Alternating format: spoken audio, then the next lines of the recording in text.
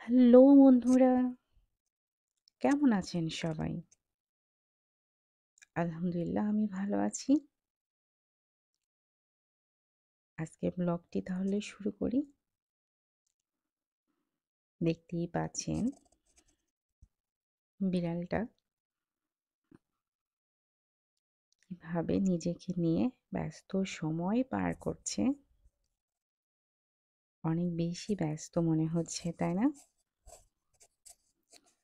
অন্য কোনো দিকে বিড়ালটার খেয়াল করার মতো সময় নেই বললেই চলে। বিড়ালটাকে দেখলে অদ্ভুত এক অনুভূতি কাজ করে, তাই না?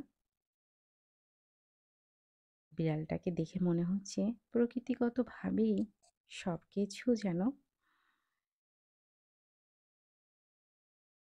প্রকৃতিই তাকে শিখিয়ে দিয়েছে।